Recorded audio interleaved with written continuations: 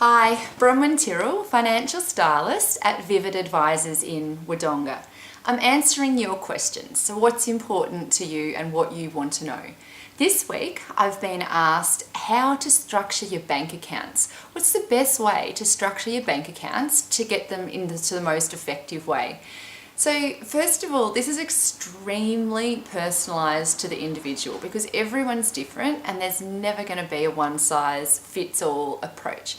However, I do have some guidelines and some tips that may help you and you can incorporate that into a way that's going to suit you best. So first of all, you have to have done a budget to be able to set your bank accounts up most efficiently, because otherwise you don't know how much you should be transferring where and what you should be doing. So you have to have your budget done first. So if you haven't done that yet, that's your first point of call. Once you know what your expenses are, the first account that you should have is the account that your general regular income, so your salary or wages or any other income that you receive, gets paid into.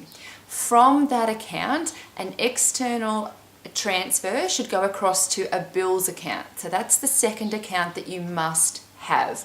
Now, the amount that goes across to the bills account on a regular basis is determined by your budget. So for example, if once you work out how much all of your bills come to on a yearly basis, and then you work that back down to a week or a fortnight, transfer that amount across to your bills account every pay cycle so that that amount is sitting in your bills account.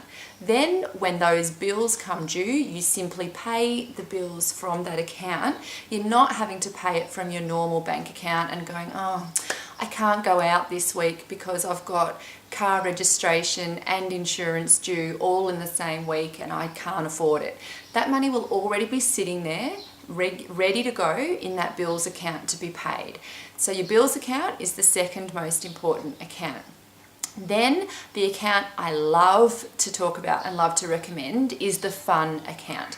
Now this is where you should be, again, based on your budget, paying yourself a certain amount each week or each fortnight, depending on your pay. But paying yourself an amount. Now this doesn't need to be scrutinised down to what you're spending the money on, but it's what you're paying yourself first.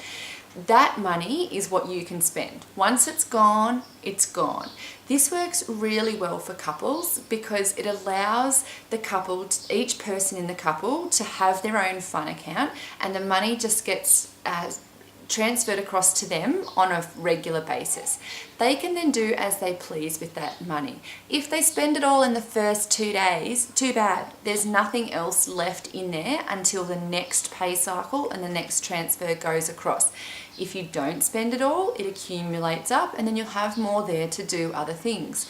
So say, for example, we've got a young couple and the boyfriend is at some point wanting to propose to his girlfriend. How is he going to get this money and where is he going to get this money for a ring from if she controls the finances? So a fun account is perfect because you can use this as your savings. So this money is just being transferred across and it can be accumulated and saved to go towards a ring. You're not then going and using a credit card or getting a personal loan to cover that. So a fun account is really important because it removes the stress and anxiety, especially from a couple situation, on what you're spending your money on.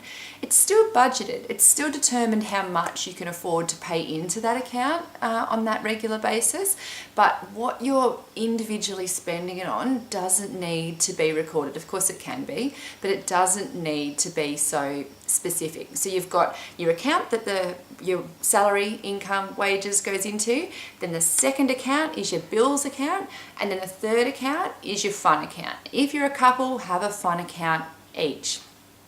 The next most important account is your savings account. Depending on your goals and what you're actually wanting to achieve, you can have a couple of different savings accounts for different things, or you could just have one savings account. This again is really dependent on what suits your personal situation. But you may prefer to have, if you have a shorter term goal like a weekend away and you have a medium term goal of a week's holiday in Bali and you have a longer term goal of a home deposit, you would set 3 savings accounts up for each of those goals so that you're putting money specifically into each of those accounts. Then you feel that sense of achievement because you can see it growing towards each of those goals. It's not just all combined into one and you sort of go, oh yeah, I've got all that money there, but I don't really know what it's allocated towards. You can see this is how much I've got towards that trip to Bali, but also look how much is growing towards our house deposit. So having those savings accounts is really important. Now make sure that your savings accounts have got a good interest rate and they're set up in a great option so that you're at least getting some form of growth on those accounts. Bank account interest rates at the moment are really low and it's not a great environment for cash investments. So therefore it is really even more important to make sure that you're at least getting the best available rate for those savings.